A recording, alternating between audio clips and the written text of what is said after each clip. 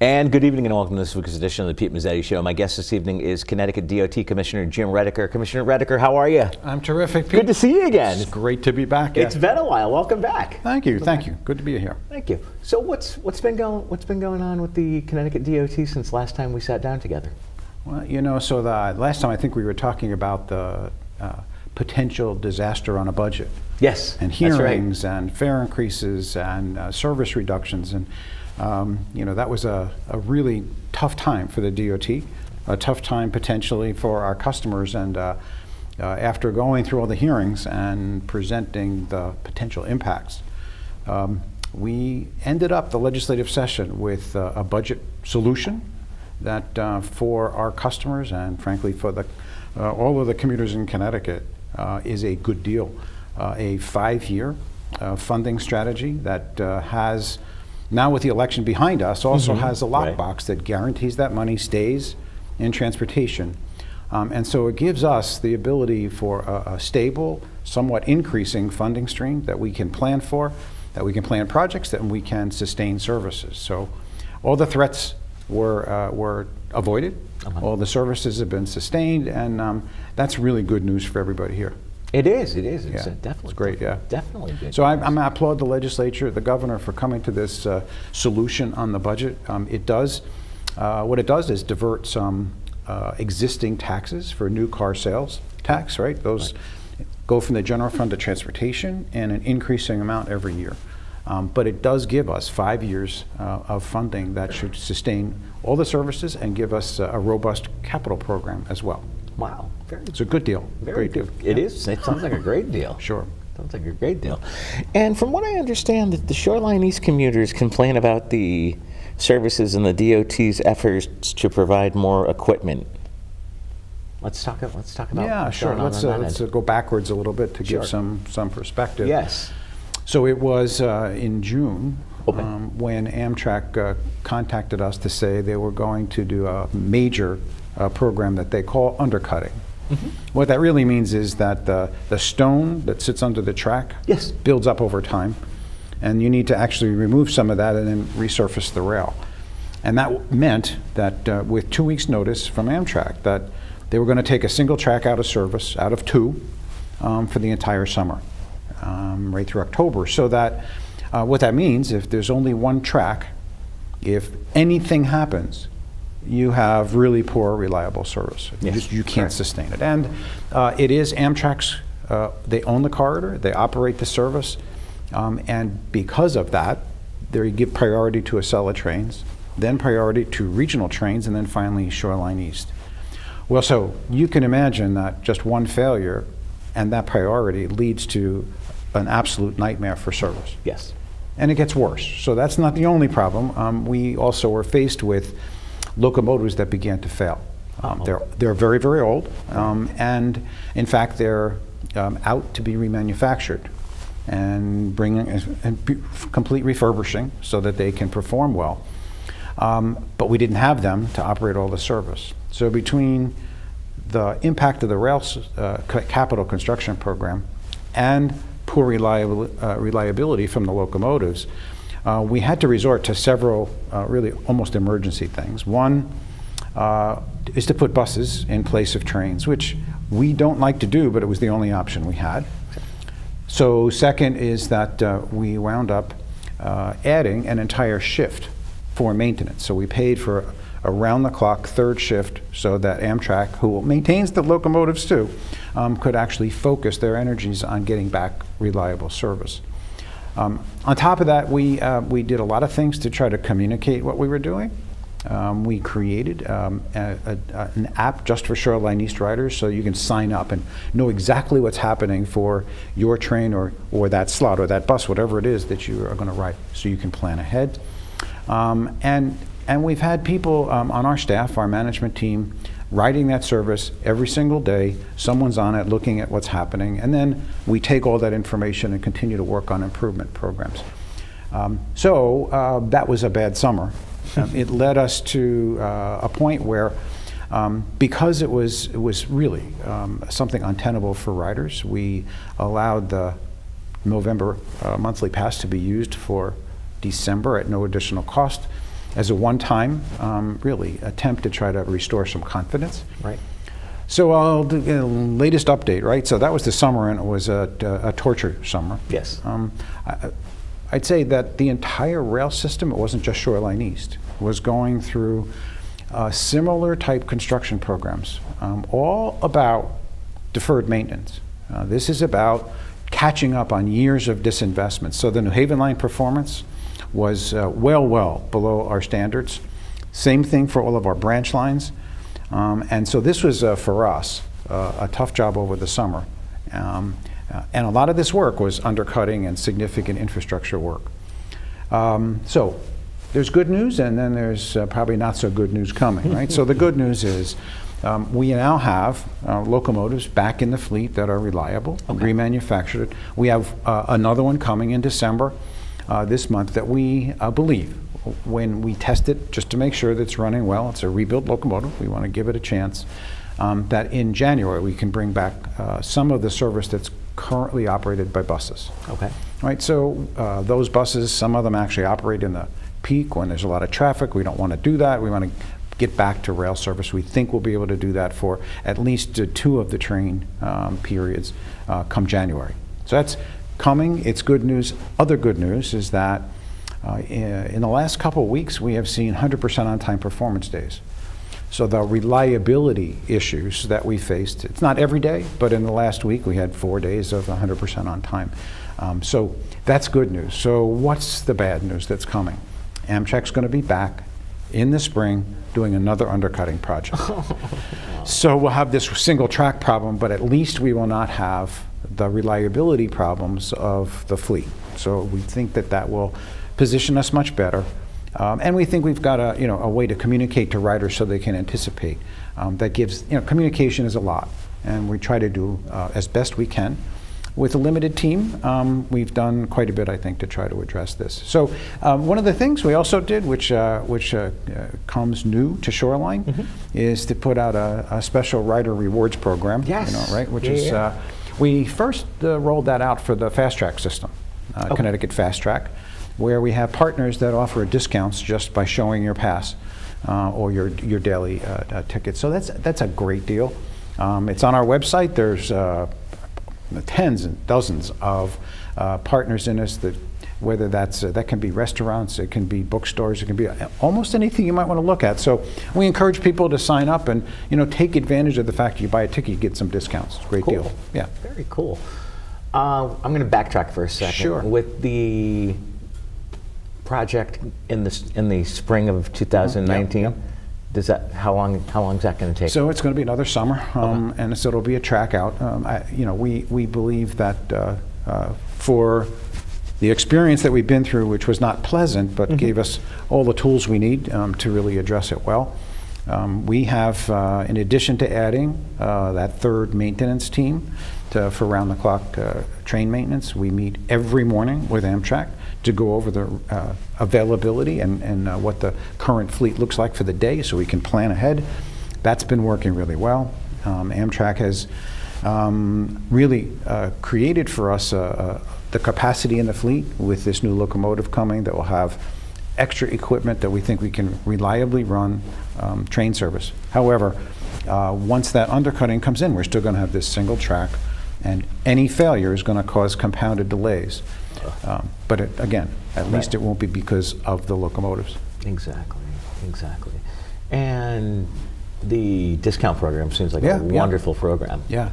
Well, we have lots of people who use it on the fast track system. It also has rolled out to the Hartford Line, so the new Hartford Line people can take advantage of it, and we wanted to make it available to our Shoreline East customers as well. How's the new Hartford Line going? It's great. Yeah, so it's we don't have November data yet, but October we saw over 56,000 trips in the month. Wow. If you go back to the first full month of July, that number was back around 42,000. So big increase. We see terrific. The service itself has got a great response from customers. All different kinds of people trying it, testing it, going different places.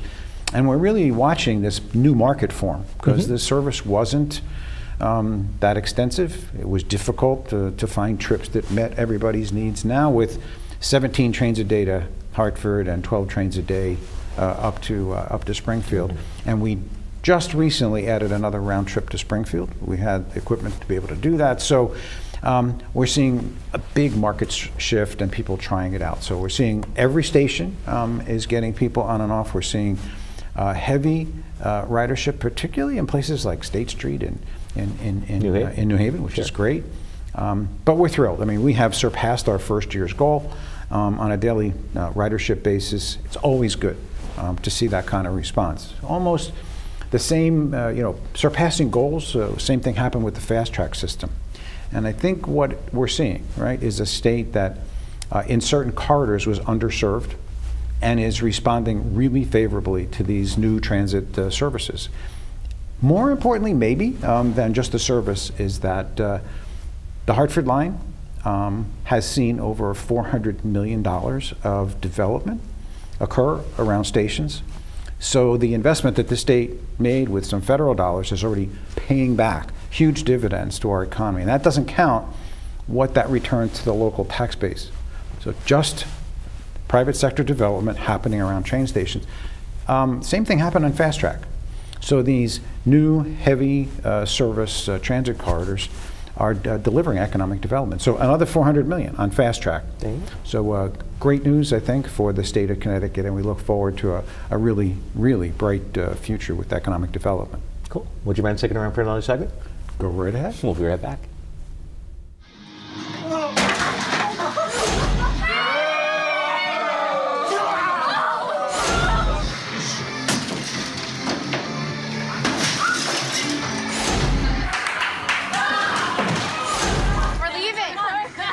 Most party fouls are pretty dumb. But if you decide to drink and drive underage, you could lose your license and your freedom. Underage drinking and driving. The ultimate party foul.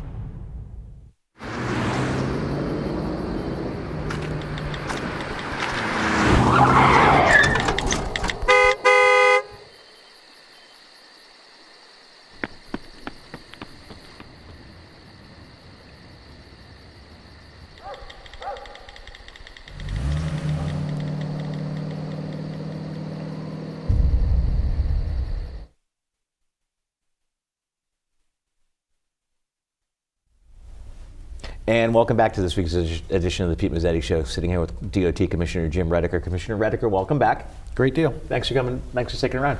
All right, so so the first half we talked about toll. We talked about trains and everything. Let's open up this segment talking about the proposal of tolls in the state of Connecticut and how that's going to work. Sure. Well, so I would say this: there really isn't a proposal at this point. So we have. The Malloy administration has set up a finance panel a couple of years ago to take a look at how we pay for these big improvements that we'd all like to see in Connecticut.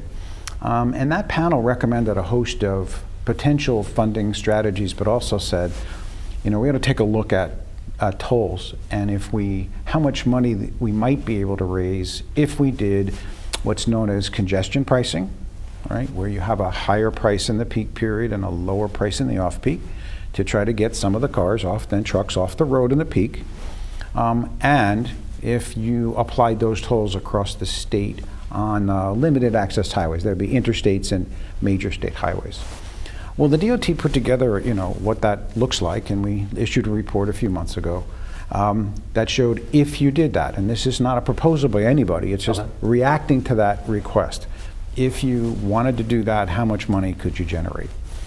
And so if you make a couple assumptions, you have to make a lot of assumptions about charging competitive rates with neighboring states and how much you charge trucks versus cars and what that differential needs to be, right, to get the peak and off-peak different and discounting for Connecticut Easy Pass users, right, so that Connecticut people would get some discounts. Well, the net of all that, and that's a lot of work. There's a lot of trip tables and demand forecasts, all the technical work, could yield up to $950 million a year. Net, that's after paying for the expenses of collecting and managing the system.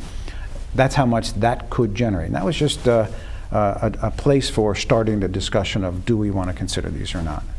At that point, now we're in a switch of administrations, and we have, we've been listening to Governor-elect Lamont, and he's been talking about truck tolls. So I'll be anxious to see where that discussion goes, and happy to support that initiative if that's the direction we're taking. And of course, I think that's the approach that Rhode Island has taken. So the way that would work is you can toll bridges if they're being replaced or rehabilitated, reconstructed. And that's how Rhode Island went about its first 2 truck toll-only gantries that they started up, and they're collecting revenues there. So I think that's intrigued a lot of people about, could you do that, would you do that, and how might that work? But of course, that's just at this point early discussion, and we have not at the DOT really looked into how that would work. Now, if the tolls go through, is the money going to stay in the state of Connecticut? Yeah, so not only will it stay, it will definitely stay in the state of Connecticut. Right. Not only will it stay in Connecticut, tolls by the authority of the Federal Highway Administration must be spent on the facilities you are tolling, and you can't move that anywhere else. First of all, it has to stay in transportation, but you can't spend it on any other location until that facility, whatever you deem that corridor is like, is brought up to a state of good repair. Then and only then could you spend it still in the corridor, but on other systems. Could be, a transit system, could be something else. But given the significant needs in transportation and throughout the state of Connecticut, we would be spending any of that money on those facilities, and it'll stay in Connecticut. And in fact, it is tolls by federal authorization are just like what the state just passed in terms of a transportation lockbox. You can't spend it on anything else. Now let's talk about the effort to improve the resiliency along the shoreline, protecting the rails and I-95 from storm surges in the future. Sure. So, climate change and what that could mean to Connecticut is a huge issue, particularly here on the shoreline and up and down the coast. And what we've seen just in recent years with Sandy, and now we've seen tornadoes in other parts of Connecticut, we clearly have issues to deal with. And the kinds of investments that we make, each of them come with how we address resiliency. So I'll give you some examples. The biggest rail program, not here on the coast, but in Norwalk on the coastline, is the Walk Railroad Bridge. That bridge is subject to all kinds of issues. It's an old bridge, it would fail. But as it's being reconstructed, it's being done in such a way where today there's a navigable waterway, there's heavy barges going through, and the pier is subject to potential major disaster. If that ever got struck, we would lose the entire railroad. So it's being built first without that center pier. Second, it's being built with redundant bridges. Right now, it's one structure. So 4 tracks on one structure that raises and twists and comes back and comes down again. Been doing that for 121 years. It will no longer be that. It'll be a lift bridge, 2 of them, so there's always redundancy. And we're building in for sea level change and all those possibilities. Similarly, we have done upgrades in the rail yard in New Haven that services the equipment for Shoreline East and the New Haven line. And all those facilities are being built at the latest flood levels from the predictions of what sea level rise could mean for Connecticut. So it's on a project-by-project basis. There isn't a resiliency program, but as we're investing in new infrastructure, we clearly take that into account. But major issues have already faced us, and we need to protect ourselves against it. The shoreline in particular is vulnerable, and Shoreline East Railroad, roadways, bridges, all of them are part of that mix. Totally. Now let's talk a little bit about the effort to improve the state pier in New London. Mm-hmm. Sure. So it's a privilege to be on the Connecticut Port Authority Board of Directors. Okay. That's a relatively new organization, used to be part of DOT, but having a focused person full-time working on the port has really been terrific for Connecticut. New London is a deep water port. maintained for military purposes, so that's a terrific asset. And it's also served by a rail system that meets what we call 286-pound capacity for freight. So that's a high standard to be able to carry heavy loads. Okay. So when you combine a deep water port with a freight railroad that has that kind of capacity, they just received, New England Central Railroad just received a federal grant to upgrade the last remaining section of their railroad in Massachusetts that wasn't at that standard for carrying heavy freight loads. So this is a real asset in many ways. And so the Bond Commission recently approved additional funding to go after what is really a strategic plan for improvements of the New London Pier. That includes things like continued dredging, upgrades to the pier bulkheads, and just regular maintenance programs that really need to be invested in. And the Port Authority is, at this point, given those assets, decision hasn't been made, but we did solicit for a new operator for the New London Pier, the State Pier. Mm-hmm. And I'm excited to get a decision on that because I think that will potentially really revolutionize that corridor, and in particular, the whole Port District. Now, as far as you said, you're on the board of directors for the Port Authority. What exactly do you guys do, and what do you oversee? Well, so there's the 3 deep water ports that are under our purview. That's New London and New Haven and Bridgeport. So all those facilities are under the sort of purview of governance and investments, and also really the whole maritime industry. So all the local municipal ports and harbors, we have grant programs that help facilitate investments in those. But also there's authority for even things like inland ports. So we have had discussions with possibilities for inland rail terminals that could be places for international commerce where shipping could be a piece of it, but frankly even domestic freight and goods could be taken by rail to a facility and then trucked from that location. So we had several of those discussions. There's opportunities in northeastern Connecticut. There's one in sort of the northwestern piece of Connecticut. And what these really could do is take significant numbers of trucks off our roadways if we could make those internal intermodal facilities served by rail in a way that they have never yet seen service in Connecticut. So it's exciting to have the breadth of authority that the Port Authority has. Mm-hmm. And we're working all fronts to try to maximize local maritime, the deep water ports, as well as potential inland intermodal ports. Very cool. Now, let's talk about the effort to increase the freight and rail service in southeastern Connecticut to remove more trucks from I-95. So again, go back to the several different ports, and the opportunity I think that it's coming at us is as we see some of the larger ships coming through the Panama Canal, right?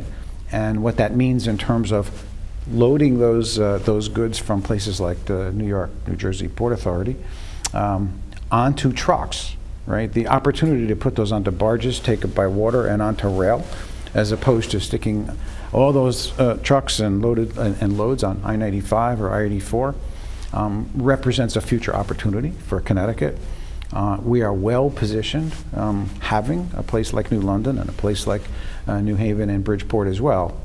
Each one slightly different roles in terms of the types of goods, but we see that really as a future growth opportunity for us. So get the trucks off the road as best we can. There's always going to be need for trucks, but where there is a market that we can put potentially heavy loads and get them off the highway system is really our goal. Wow. Sounds like you guys have been busy at the DOT. Very busy, very busy. And I commend the Port Authority. It's a small staff. Evan Matthews, their executive director, and Scott Bates, the chairman of the board, are doing yeoman's work with a small team. But again, focusing expertise on the port was not what the DOT was doing full time. Right? We had a much bigger portfolio, and I think that the model of that Port Authority is a terrific one. How many people are on the board? Oh, that's a good question. About a dozen. It's about a dozen. All right. Off the top of my head, yeah. All frankly, all with passion for maritime business and experienced bringing it to the table. So it's a great team. Seems like a great organization. Yeah. I didn't even know they. Yeah, if you get a existed. chance, you might want to think about having Evan or Scott Bates come on. Oh, They're headquartered in Old Saybrook, so it's an easy trip onto your show. Okay.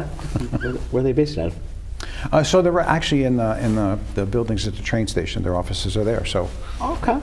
easy trip. Right around the corner. Yeah, yeah. Right around the corner. Wow, pretty neat. You guys have been pretty busy. We had a little bit more time left. What else would you like to add before we say goodnight? Well, I think we are fortunate so far not to have had much snow, but we are into that season. Exactly. And so I guess just a public service message, which is just be careful. When it starts to snow, observe all the safety issues. Honor and respect the people who are out there plowing, whether that's municipal or DOT forces.